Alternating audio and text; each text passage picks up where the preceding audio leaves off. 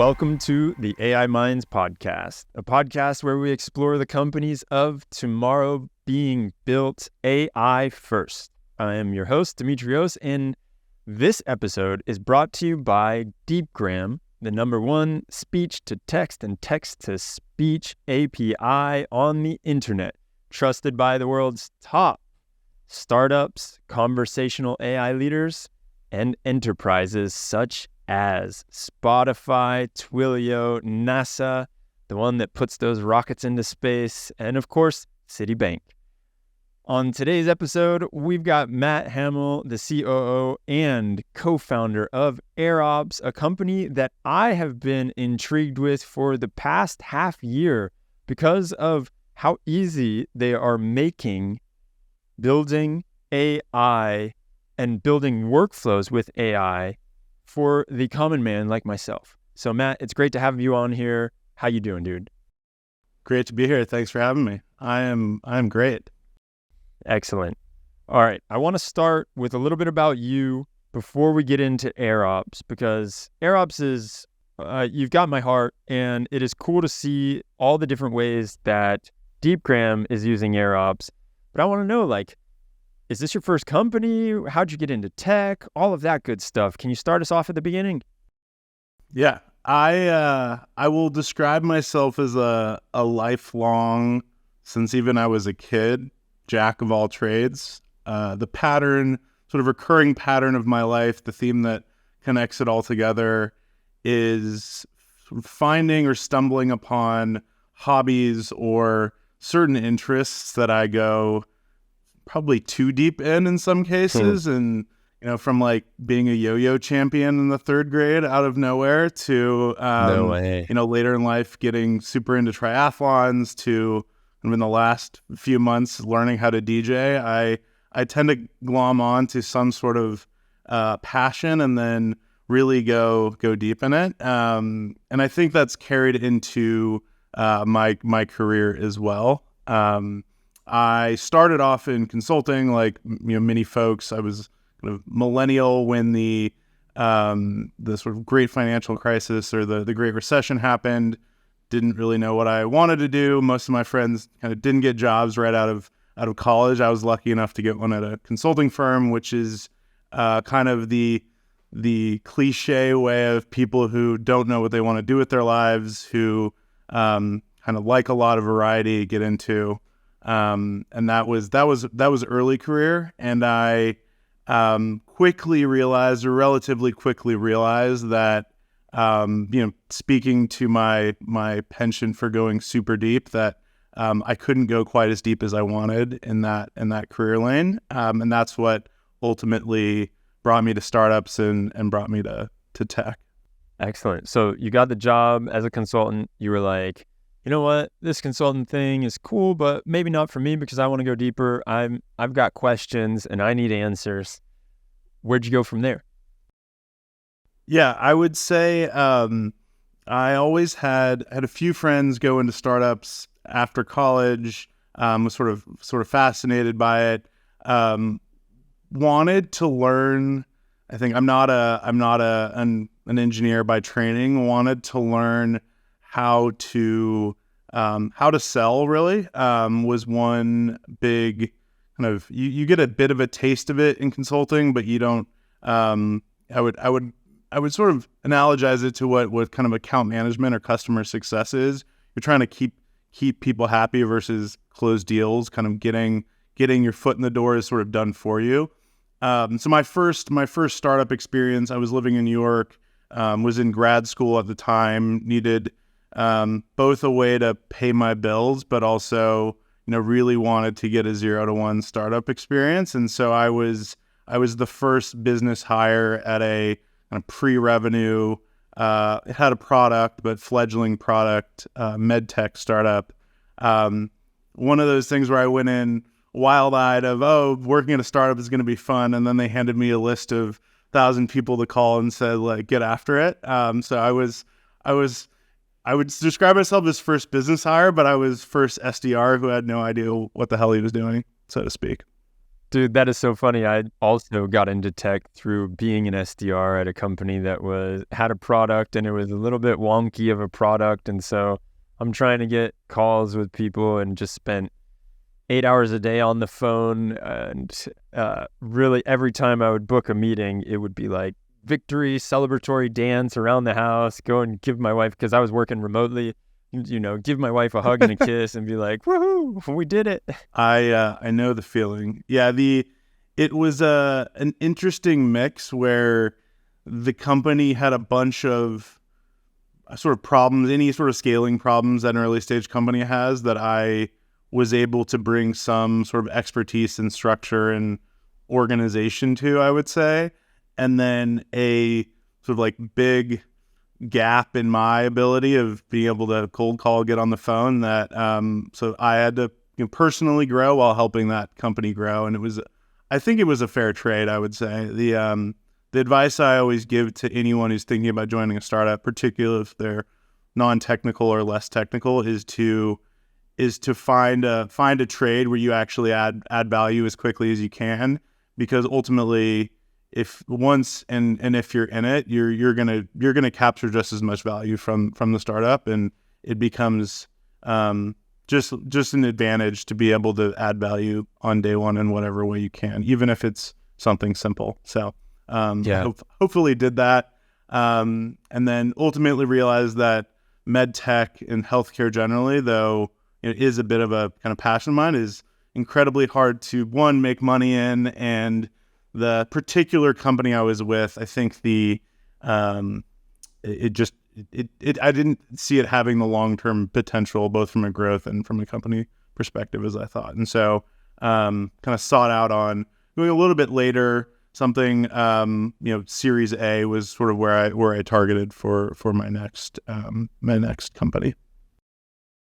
So you jumped to a little bit bigger of a company, presumably more product market fit, and you were able to leverage the skills that you had learned. Because in those early startups, man, you can do, like you said, you can do just about whatever you want because there's fires everywhere. You have to figure out if it's actually valuable to be doing that, or if there's a bigger fire that you need to be putting out first.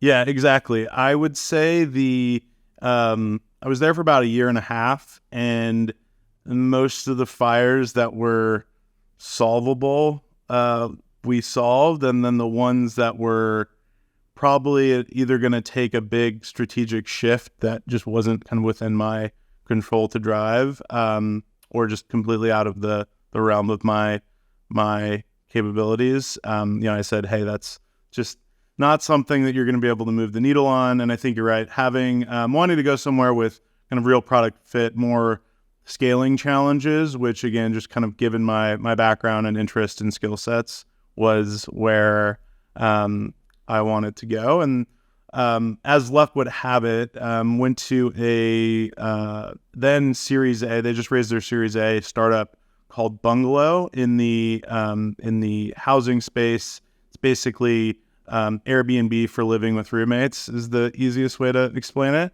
Nice. And met one of my current co-founders, Alex, who was leading product there. We joined a week apart from each other and spent about 4 years total, 3.5 years there together. Started off as biz ops, but then over the course of 3.5 years led probably kind of 5 or 6 different teams in total, everything from customer support to pricing to our sales function to compliance. So again, I would say at a larger scale, but the common theme of firefighting, or getting thrown into the biggest bottleneck or hottest mess, to put it more indelicately, of the business, to try to help us scale. And across that time span, COVID happened. And the way the business worked, it was a multi-site kind of predominantly kind of single-family housing co-living product. So the way I would describe it, as soon as COVID hit, we were operating, 1,500 mini cruise ships all across the United States, where you had different roommates, each with their own lease with us, which you can imagine was a challenging macro environment, mixed with a challenging kind of customer support and health and safety to a certain extent challenge. So no shortage of challenging times across the challenging time for everyone, so to speak. Oof. Yeah, I can imagine. And then somehow, I guess through grit, that team, I would say learned a lot of the intangible elements of operating an early stage startup, of navigating through uncertainty, of hopefully what the ingredients of being a good founder are in that time frame.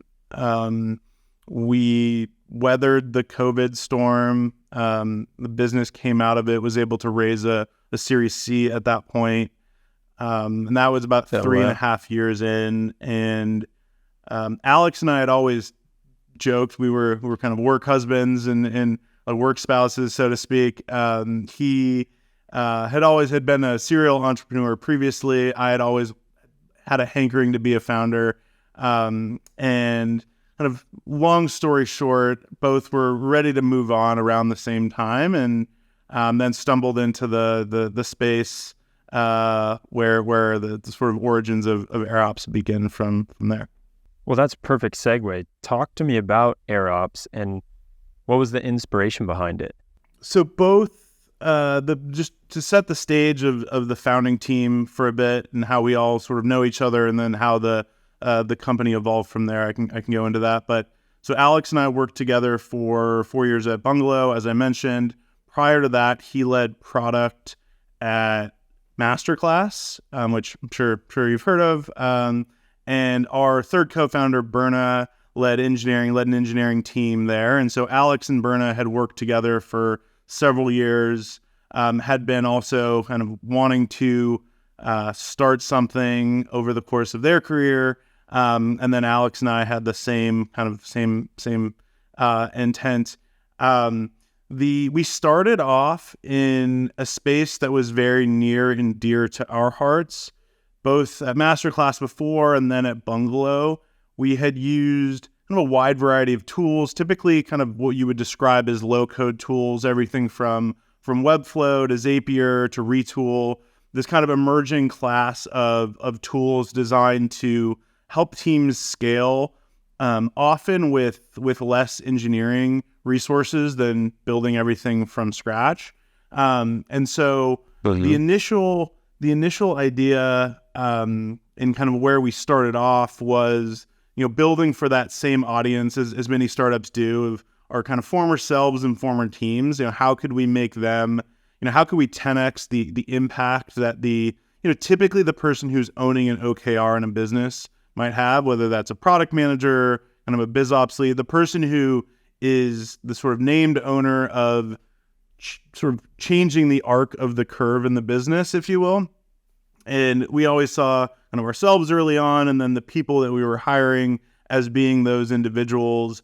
And when empowered with the right resources, with the right data, with the right tooling, they can have impact outsized of what a normal individual can do. And so that was sort of the who, and again, somewhat of a general problem, but I would say we were typically sort of running up against a ceiling of what was possible using the tool set that I described to you, without either needing engineering to rebuild something kind of totally from scratch once you added another zero to the business, or needing to throw bodies at something you've built or something that you had operating. And neither of those were particularly great options. We're quickly pulled. The direction we were quickly pulled as we started building, talking to customers, was originally towards the data space. One of the key bottlenecks to that again, if the goal is to have this operator be able to 10x their impact on the business individually, getting the right data was often an impediment to that. You're sort of driving blind of the levers you're pulling if you can't see clearly how they're impacting the business. Made some headway on a product we had there. Ultimately, realized about, call it like 6 to 7 months into that product being in beta, that it was just too complicated, or a tad too technical for the original audience that we set out for. And so this was the middle to second half of 2022. We started using and playing around with, then it was GPT-3. This was before ChatGPT came out, to make our original product easier for everyone to use. So things like writing SQL, analyzing certain data sets, being able to do some of the kind of like final mile technical pieces of our product. We were kind of blown away with what you could do with the right prompt, with the right data fed into a large language model. And that we were like, should this be the product? We've been focusing on it was the first time we thought, have we been focusing on the wrong, so to speak, the sort of like wrong solution for the right audience, right? I don't think we changed who necessarily we were focusing on, but we instantly had this glimpse of, wow, there are a whole lot of problems that we've previously experienced, that our user base is currently experienced, that could be solved with this technology. And right now, and even after ChatGPT came out, there was still this big gulf between what you could do with ChatGPT and what you needed to build against the APIs of any, be it large language model or other AI provider. There's this wide gulf of opportunity that became more and more clear to us as we started building, as the model started to improve, and ultimately we were faced with the crossroads it was like Q1 of 2023, so Q1 of last year, on the direction that we would ultimately want to take the business. And that was kind of the sort of persevere or pivot, so to speak, moment that we faced. And so it was never losing sight of your end user, but realizing that things had changed because you now have a whole new technology at your fingertips that you can leverage, and your end user can leverage more than you can just build that into your product, and then the end user can get immense amount of value. So I think here's a great point to explain to myself and people who are listening all the ins and outs of AirOps. What is it as a product? What does it do? Yeah. So we quickly chose door B, which was, okay, we've made some really powerful applications of large language models, but AI models that we see the power being in allowing others to build sort of custom, very unique, or very, call it tailored applications of AI for their business need. And so the product evolved quickly into what it is today, which is effectively an application studio, a workflow builder that allows you to take and use really any of the best AI models out there. So all of Deepgram's transcription models, all of the GPT models, Anthropic models. We're very model provider agnostic. Be able to easily either use one of our templates or build from scratch workflows that typically take a couple of different form factors or building blocks that then can generate really high quality outputs. So typically those are the one or more AI model that you would be using, the prompts that you would feed into that, the examples that you would feed into that. So using K-shot prompting and different prompting techniques.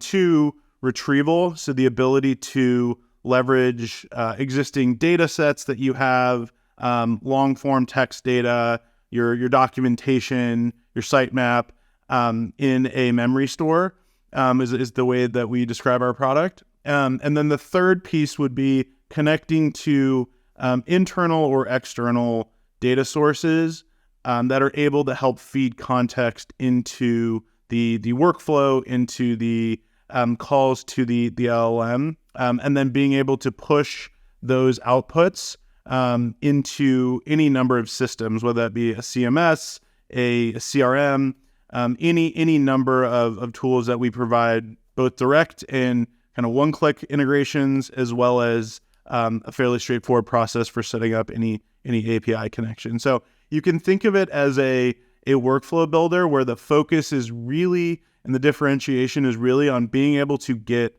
really high quality outputs that are a function of all the really granular and high quality inputs that we make easy to deliver. And so that in and of itself poses a problem. One, the use cases, the way I describe that, are almost infinite, right? So kind of any number of business function, kind of a wide breadth of technicality, the permutations of models and data sources kind of can pull you as a company or as a user in a lot of different directions, which I think to your question is one of the challenges we faced early on. And one of the reasons that we really decided to focus on, narrowing the subset of customers and use cases that we can get really 10x results from relative to, just asking ChatGPT something or a basic call to any AI model. So I'll pause there, but that's sort of what the platform does, and I can talk about some of the use cases and how we're thinking about that as well. Well, I think it's worth noting too that when it comes to these workflows and the way that you're plugging in each piece, what I've found is it's very intuitive. And so it feels like you've done a lot of work to make sure that even though you're dealing with potentially, quote unquote, complicated data sources or like a sitemap, for example, you don't really make it that hard on me to have to go and figure out like, okay, this sitemap, how am I going to do this? What I got to like Google around, what is a sitemap or what am I doing? I imagine most people that are using this and they are plugging in their sitemap, they have a bit of technical chops, but I was surprised when using AirOps at how seamless you made all of these different connectors, and the templates also help you they spark ideas, but then it's like, oh, well, yeah, in this template, I don't necessarily want to go with this option. I want to try something new. And then you can plug in whatever that new thing is. So that's one thing that I've noticed has been really cool to see, and really like the empathy for the end user to start from zero almost and have that ability to still take them and do really complicated things with them is appreciated from my side. That's great to hear. Yeah, we really are focusing on taking what, to be honest, are new and complicated concepts that, if you had asked someone what a vector store was, sort of even the 80th percentile engineer 2 years ago, they might have known, but kind of knowing what the applications would be and how to use that is a tall order. And so there's all these new techniques and concepts that are almost emerging faster than you can build features or documentation or even film content on how to. And so what we're trying to do is take the best of those, really simplify down how a user can apply them to their workflow, to their business problems, and to do it in a way that is relatively straightforward, but at the same time allows for the rich customization, which time and time again we found is the most important ingredient to getting, if it's content, really high content that ranks for Google, for example, or if you're creating a chat experience, getting responses that aren't hallucinations, that are really narrowly tailored to the inputs, to the data, to the requests that the user is given, for example. And so that's a really thin line to tread between customization and flexibility and kind of the quality that you need while making something simple and easy to get started. So glad it was was helpful for you. But that I think is a continual struggle and an important one for us to have as we continue to build for our users. Yeah, even something that is very much on the forefront and people are talking about quite a bit these days, like using an LLM as a judge and letting it decide if what the LLM before it spit out was actually factually correct or it related to the question in any way. It's super easy to set that up in AirOps, and it makes it like, oh, wow, that is some really advanced stuff that you can just plug in and get working like in 5 minutes, man. And so knowing that you can do it like that in AirOps, it makes it really hard to be like, all right, let's set up our whole system and, make it overcomplicate things and over-engineer things. So I wanted to ask, though, kind of changing gears. Yeah. What are some of your favorite template workflows, or maybe more obscure templates that you've seen out there? I'm always amazed by what our community, what our users are building that we would never have ever thought of. I think it's interesting because content was kind of like the most basic and first use case, if you call it, of LLMs generally. And I think that it was kind of swept with a brush where you had, what for the most part was not high quality outputs. And what I've been really blown away by, and where I think we've done a good job in terms of templates and can obviously do better, is templates that work for generating content but are very responsive to the individual data sets of an organization. Being able to take your data warehouse or live web research or kind of internal research you've done that you might have somewhere, and blend those together in a way that is coherent, and it actually generates really high quality outputs going through, oftentimes these workflows that people will come and show us have 45, 50 different steps where, they've broken the structure down into sort of a very meticulous outline, and then have used the LLM and their data sources to craft each component of it. I think some of the use cases we've seen Deepgram build follow this, but that being able to combine different, call them primitives for lack of a better term, into really complex but really high quality outputs around content, I think is probably the sort of meta answer of the thing that has been just most mind-blowing. And then the permutations of that people have thought of that we never would have been able, if we were trying to list 1,000 templates, this wouldn't be in the top 10,000 ones that we could have come up with, but people finding it and building it and then having it work is really special. I think thinking about where things evolve to with some of the new models, I think there are opportunities to use AirOps and this combination of different techniques and tools to create a lot more, call it responsive AI. So you can imagine kind of a landing page that molds itself based on search intent. And so being able to have responsive experiences live for customers, for marketing purposes, the tools are just getting there, and we're excited to have that be kind of one of the core use cases over time that we're investing in. And really, if you think about it, can really move the needle for numbers like customer acquisition, particularly in the world where you don't have tracking the same way you did, and CACs have just been kind of going through the roof for certain marketing and direct acquisition. So excited to continue to invest in our growth and marketing users who are really excited to get an edge and use AI in really thoughtful ways for their user experiences. That's pretty wild stuff. Thinking about a landing page that will morph to the search query and make sure that it is answering your questions based on what you ask Google is fascinating. Think about that as like That's some futuristic stuff right there. Yeah. Yeah, we have some early results from a version of that, and it's extremely promising, and just see so many applications and sort of tributaries of where that can evolve for teams and users.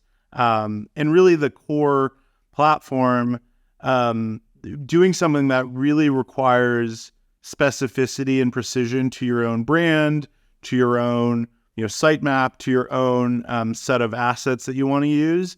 And so, there's a lot of solutions out there that are very, very rigid in terms of what and how you can do it. And so it's an area where us being able to unlock flexibility for teams who really want to create thoughtful experiences is important, and where I think we can be really helpful. So talk to me about some of the challenges of building a company that is not only just the normal company building challenges that you may have, but also now you are building a company that has AI at the forefront of everything that you're doing, and it is dealing with AI in every way, shape, and form. Yeah, I would say there's two challenges there. One, we talked about a bit, the horizontalness, the wide range of applications of what you can do with this technologies is a challenge for us. I think we're getting to a good space on that one in terms of there's this cohort of users who they're going to build what they want to build, and we're going to empower them to do that. And then there are cohorts of users where they're like, hey, I want to move this number in my business, and here's how we're going to support you. So I think we're making a ton of progress on that. The second big challenge of being an AI first company, or really being this connected to these core technologies, is really you don't really know what the next set of use cases to be unlocked will be. Frankly, we're still unlocking new use cases out of the current cohort of models, and being to deliver real value, allow users to deliver real value with the current set of use cases and models, while building a platform that as soon as the next wave come along, we are able to quickly allow those use cases, whether they be multimodal or very kind of hyper-specific models. There's any number of vectors that value can be created in. And so keeping an aperture towards what will be possible and making sure that our platform is building both for the use cases that are really valuable today, but then giving our users a clear path on how they can then adopt the next wave of primitives, the next wave of use cases, and ultimately the next wave of meaningful impact to their business, I think is sometimes the most challenging, but it's also sometimes the most rewarding and creative aspect of the job as founders, and thinking about, the user's problem and, okay, we're going to solve that this way now, but you can imagine it being solved in this way in 6 months from now, just if you extrapolate the pace of progress. So a challenge for sure, but kind of the why you sign up for it challenge, if I had to describe it. Yeah, I've heard that explained as forward compatibility. You have a lot of people talking about backwards compatibility, right? But you are trying to look around the corner and think, okay, this topic is getting talked about a lot, and I think that's going to be the next wave. We need to start planning for when people are asking us for it, because the new models may have that ability before we can blink. Totally. I think it's also a challenge, to be quite honest, for point solutions. If you think about it, I think the advice in SaaS in particular was always to start extremely narrowly. Don't go multi-product too early. Horizontal is challenging, which it is. But at the same time, in this world where just the model capabilities can render a previous technique that in the old world of SaaS would have been a company. It's a challenge if you're only trying to do one very narrow part of the stack. which is why I think our point of view is that the winners will be those who can kind of enable the sort of widest set of really valuable use cases, or companies that are focused super specifically on a vertical. I think Harvey and legal have had a ton of success. But Deepgram from what we've seen has really been able to kind of cross, just being fans of your product, that first threshold where the number of use cases really can sort of trickle their way into the company, and we see that for ourselves as well, right? Being able to have multiple workflows that then really drive great value for a company is one of our key objectives for any user that adopts us. Have you seen companies being built on top of AirOps? Yes, we've had there's sort of two flavors of it. We have a self-serve product that you can come in and just start building with AirOps, and have started to see several features kind of go live for companies that want to adopt AI into their core product or their core service, which has been just super thrilling. The other, the sort of second flavor of that, we started to see, there's some organizations who, need some help getting a workflow in AirOps built. And so we've started to see kind of either individual or small consultancies kind of crop up building with AirOps, which is really cool. And we've started a program to foster that and create content and helpful how-tos if you're looking to build and build a business with AirOps. And then the third bucket, we've been working, how we started the business, kind of when we made that pivot, was to really try to kind of sell into organizations to find the most powerful applications of AI that sort of were being underlooked or weren't being served by the kind of ChatGPTs of the world. I keep coming back to that. And in that process of, call it like sales-led discovery or sales-led customer development, we've worked with several companies who were really, frankly, changing the way their entire business works using AI. And we've learned a lot. And now they're starting to go live with some of these solutions in their product that some of them are just mind-blowing, to be honest, and going to have a huge impact on their business, or already are having a big impact on their business. So we want to be supportive to all three of those buckets in the way that we can best. But I think we've only really scratched the surface for the really good use cases, so to speak. Like, there's a lot of gold still to be mined with this class of models and techniques that we're excited to support. It's very cool to see what you're doing. Matt, thank you for coming on here. I've learned a ton. I really appreciate hearing your story and what you all are doing at AirOps. So this is I'm very appreciative of that. Thank you, Demetrios. It's great to spend a little time, and hopefully this is helpful. I had a blast.